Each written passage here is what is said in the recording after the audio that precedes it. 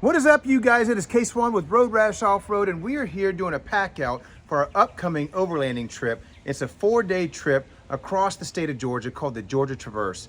It starts over in South Carolina, 390 miles across the state of Georgia, into North Carolina, back into Georgia, up into Tennessee, back into Georgia, all the way across to Alabama. This is going to be an awesome off-road trip, 4 days of camping and fellowshipping with some great men. I thought that I would bring you along as we do this pack out for the Jeep, just to kind of show you what I pack in the rig over the next 4 days. So I've broken this into about 4 to 5 different categories. Comfort, which is sleeping, sitting, all of that kind of stuff. Kitchen, which includes water, cooking, food, also electronics, which is charging stations, comms, recovery gear, which is our winch, our tools, and also a 5th category that's just the fun stuff that really didn't fit in anywhere, like hammocks and stuff like that. So let's dive in here and take a look at all the stuff that I pack out for a 4-day overlanding trip.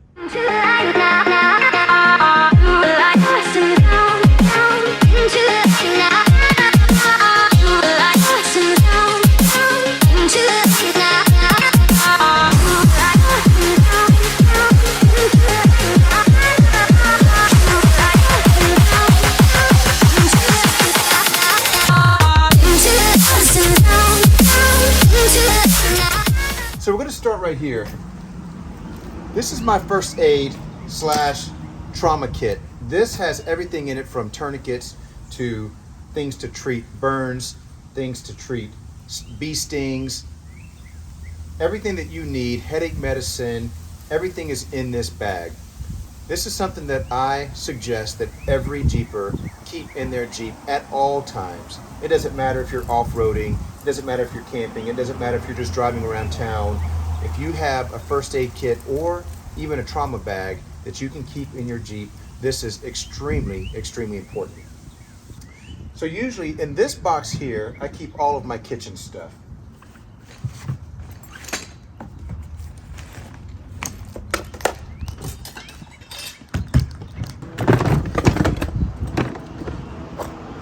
So normally in this box here is where I keep some paper plates, a retractable bowl here. I've got my Coleman grill here along with propane. We've got a cooking set here. It's got some plates, little cooking pan. I always bring another extra pot for boiling water. We've got some little spices, salt, pepper. We've got some plastic forks here, and my trash bags.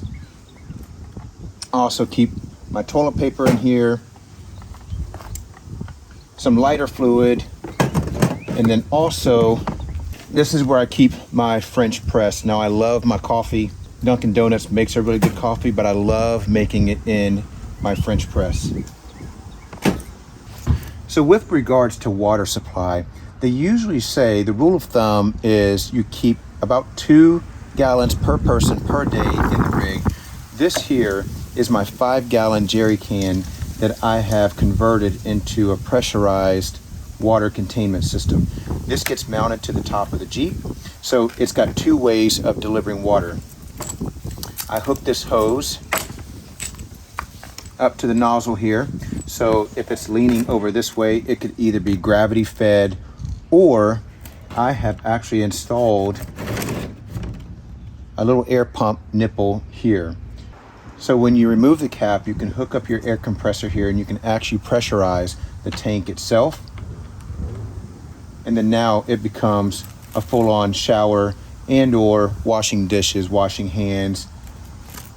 Before you disconnect your hose, you've got this release valve here that releases all the pressure before you unhook this. This is a really cool little setup for the Jeep.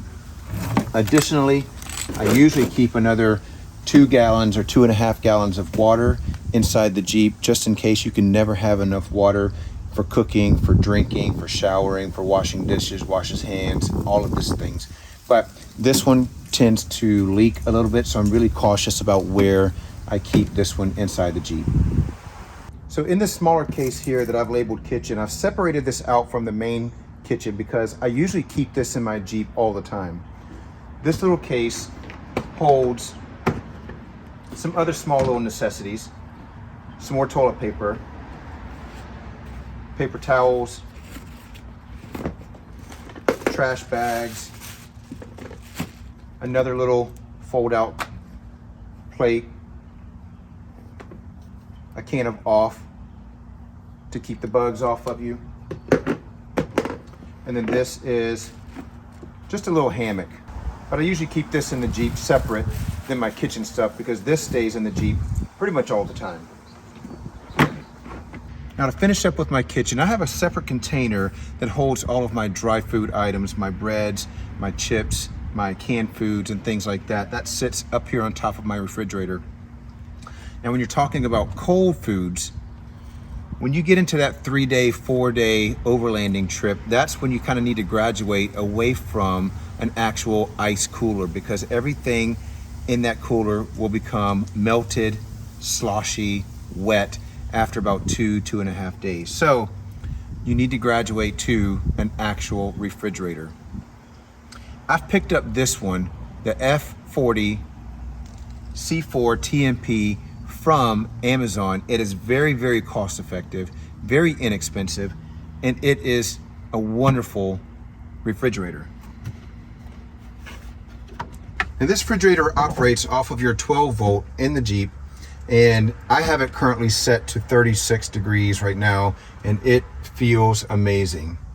You've got a little basket that you pull out that opens this up, and now you can have a full refrigerator space, or you want to put this back in, have a little separate area for waters, for drinks, for meats, things over here. This is an amazing refrigerator and a must-have if you're doing over 2 days of camping. This will eliminate the need for repacking ice in here every so often.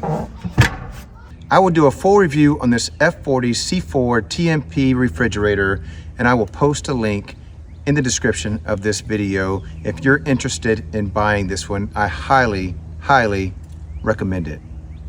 So let's move on and talk about electrical. First and foremost, I've got my Rock Pals. This is a 300 watt Rock Pals backup battery. Comes with a 120 watt solar powered attachment so I can charge this in the sunlight if we needed to. But it also charges 12 volt in the car. Lights, you can never have enough lights. I've got lantern lights. I've got these little magnet lights that you can stick anywhere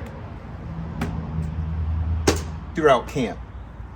The magnet lights, the lantern lights, this is all uber important. Comms, communications. We got walkie-talkies, we got CB radios, FRS handhelds. You guys, communication is extremely important when you're on the trail because a lot of times when we're in the mountains, we do not have cell service. So if you get ham radio licensed, I'm ham radio licensed. GMRS, I'm also GMRS licensed. And then this little guy here is just an FRS bubble pack that you buy at Walmart, Amazon. You don't have to have a license for these, but I keep all of these on hand just in case we have other riders who don't have communications. I'll let them borrow them. My camera equipment, my gimbal.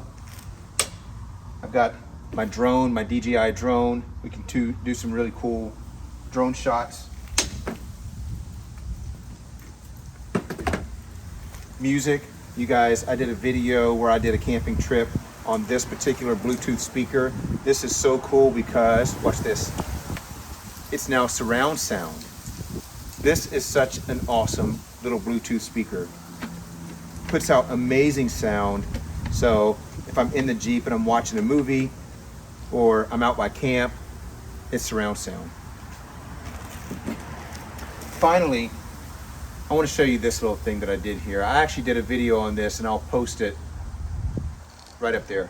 We all know that when you get in the back of the Jeep, there's no ventilation. Bugs can get in if we leave the window down. So I've created these little wind screens that get placed into the window that keeps the bugs out. However, there's a little added piece to this. I took 4 computer fans, USB computer fans, and I zip tied them to them so that they're directional. I've got 2 on the driver's side that pull air in and 2 on the passenger side that pull air out. And so these are USB controlled, which means I have a little USB bank that I plug these into at night. They do not draw power from the Jeep or the rock piles. So this is a little bitty power bank that I have, and this keeps circulation moving through the Jeep while I'm sleeping, while keeping bugs out. This is a really, really nice little additive to have, especially if you're sleeping inside your Jeep. So one of the most important items that you need to keep in your Jeep at all times, no matter what you're doing, if you're off-road, if you're just city driving, if you're camping, is a jump starter. Now this is the Hulkman 8.5 jump starter for your Jeep. This will jump start, they say, up to an 8-liter vehicle. But the cool thing about this is it's not just a jump starter. This is a full-on battery charger. You've got your Type-C for your newer iPhone devices. You've got your USB. You can charge your computer, your iPhone, all your devices on this thing. And it's got this beautiful 3.3-inch screen that tells you how much battery is left. We've got 89% on here. So this button here, you have a flashlight. This is a low beam flashlight, high beam. You've got a flashing light, SOS, this will flash the SOS, and then a red flash that you can see easily at nighttime. But the most important thing about this is if you're camping and you're overlanding, or you're out in the middle of the woods and you're running all kind of rock lights, refrigerator lights, this could drain your battery. So what do you want to do if you're stuck in the middle of the woods? You can't just jump start your car off of another random car, hopefully. This comes with a 12-volt input. It only goes in one way. And then now you've got a positive and a negative to jump off your Jeep while you're stuck in the woods. Now they say you can jump start your Jeep 30 times before you have to recharge this. That is absolutely amazing and a must have for all Jeeps at all time. I keep this in my rig all the time. Now I've drained this down to 0 before, and I have recharged it in 1.5 hours up to 100%. This is a must have. Now moving on, let's take a look at some comfort items. Now I include sleeping, clothing, warmth, chairs, and all of the comfort items. So let's take a look at some of those things now. I've got 2 really small, these are awesome chairs. They're compact, they fit nicely in the Jeep, and you don't even know that they're there until you need them. When you're packing out for a trip like that, it's important to kind of consolidate space. Now I would consider this also one of my comfort items. It's not something that's highly necessary, but it's a little portable shower. You put water in here, and you string it up over top of a tree, and it's all gravity fed. Turn this little knob on, and then it gives you a shower right in the middle of nature. Now with regards to sleeping, I'll always bring a ground tent with me, but I rarely ever use it. I always sleep in the back of the Jeep. I have these 2 3-inch foam pieces that are specifically made for the back of the Jeep. When you lay the seats down, they fit perfectly in that back side. And plus, these are set up to be on the 40-60 rule. So this little piece is our 40% piece that I don't put in there because I've got the refrigerator in the back. But the 60% piece has the little notch out for the center console and fits perfectly in the back of the Jeep whenever those seats are laid down. So once those seats are laid back, you've got about 6'2" between the headrest and the back door. I'm right at 5'11", so I fit perfectly in that back 60% area of the Jeep. Warmth is very important, even inside the rig. So we all know of the brand Mr. Buddy. Mr. Buddy Heaters is probably the #1 brand with regards to heat and comfort when you're out in the woods. This is a propane tank. It takes the same propane that my cooktop takes. We add it into here, and then this keeps the Jeep extremely warm. It's got 2 different settings: the pilot light to start, low setting, and then high setting. Additionally, it has a little release valve on the bottom. In case this tips over in the Jeep, it will automatically shut off. I never go camping without my Mr. Buddy heater. Additionally, I always bring a 4-post canopy tent, not too large. Eventually, I'm going to end up swapping this out for a top roof mounted canopy tent, but right now I bring the 4-post canopy tent. Now you always need a great pair of comfort hiking boots. Mine are lined in this fur because I hate being cold. You guys, if there's any part of my body that I cannot stand being cold, it's my feet. So I always have these warm, really nice hiking boots that are sturdy, lightweight. I love these. So when you're packing out clothes, you want to make sure that you bring enough jackets, flannels. In the nighttime, it gets chilly. Now the last thing we're going to talk about is recovery, starting with fuel. Now I carry 2 jerry cans, about 10 gallons of fuel on the top of the rig. This is a little bit overkill. The last thing you want to do is run out of fuel when you're out in the woods. I carry about 10 gallons worth of fuel on a trip like this. Plus, we've got about 20 to 25 rigs that are coming with us, and a lot of those guys don't carry extra fuel, so I'm kind of packing fuel for several rigs. We also carry a hatchet and machete for cutting up limbs. We carry a chainsaw for cutting down trees that maybe have been blocking the road, or for cutting firewood. We've got a shovel here for digging us out if we get into any trouble in that case. And then our case is over here. This has all of our tools, our electrical controls for our winch, everything that we need as far as getting our Jeep fixed if something happens while we're on the trail. Let's take a look. So we've already gone through this box here. This is our kitchen box. But by the way, these are all Plano boxes. I love these Plano boxes. They're fairly inexpensive and they seal very nicely. You can find these PLANO. You can find these at Home Depot, places like that, Amazon. But they've got all different sizes, large sizes for my kitchen gear, small sizes for these little extra things, and then my big sizes for the tools. So in this one, I've labeled electrical. So this is everything that I need with regards to electric.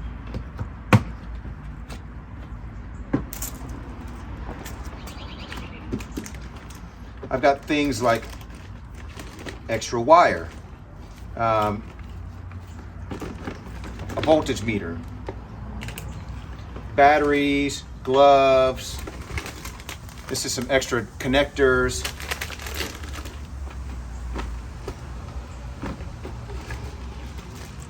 Fuses. I've got a whole bag of different fuses. Wire ties. Everything in here is electrical. We've got electrical tape, duct tape, zip ties. You cannot have enough zip ties. Zip ties will fix anything. I swear it.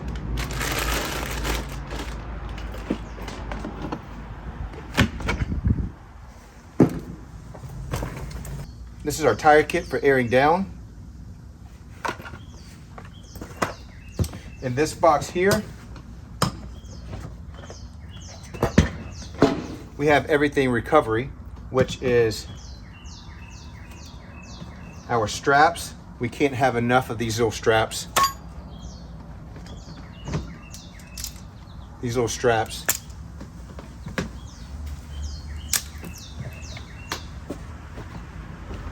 We've got our control for the winch.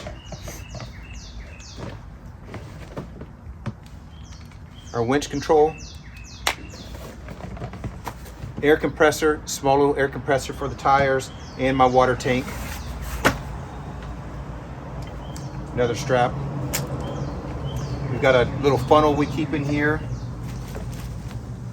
These are tree savers.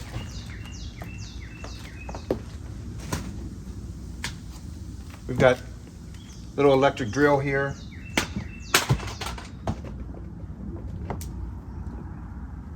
We've got a lot of little bungees, jumper cables. Even though I've got the Hawkman, we still have our jumper cables. I keep even like a little roll of climbing rope in here. You never know what you need rope for.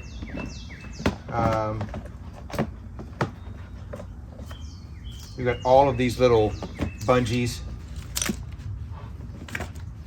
This is our tire repair kit by Smittyville. Repairing a flat tire.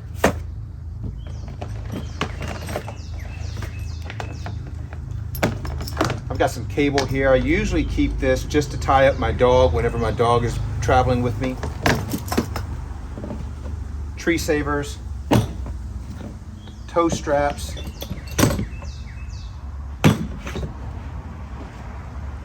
some Velcro. We've got all kind of recovery things in here.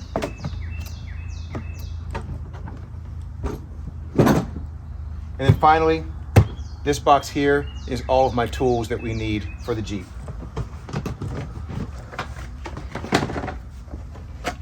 We've got an extra oil filter here.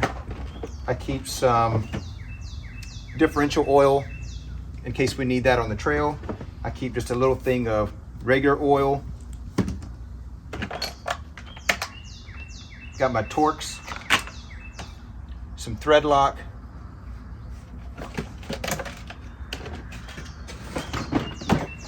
I've got my socket set here, wrenches, every wrench that we need, some wire cutters, little hammer, my Torx wrench, some wire cutters here. I keep all of my tools in here. Needle nose pliers, Allen wrenches.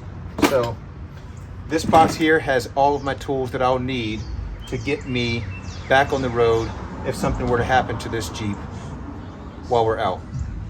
And so that's it, you guys. The pack out is ever changing. We're always adding stuff, taking away stuff, reinventing new things. So keep up with the channel, like and subscribe to this video. And if you're interested to watch this 4-day overlanding trip that we're doing across the Georgia Traverse, make sure you like and subscribe to this video, because we are going to post a full 4-day trip on the Georgia Traverse. Additionally, a lot of our items, we're going to do a full review. Our Mr. Buddy, our Hawkman, our F40 refrigerator. We're going to do a full overview on how these items performed while we were on the trail out in the woods. You guys, love you. Be safe. Get out and explore.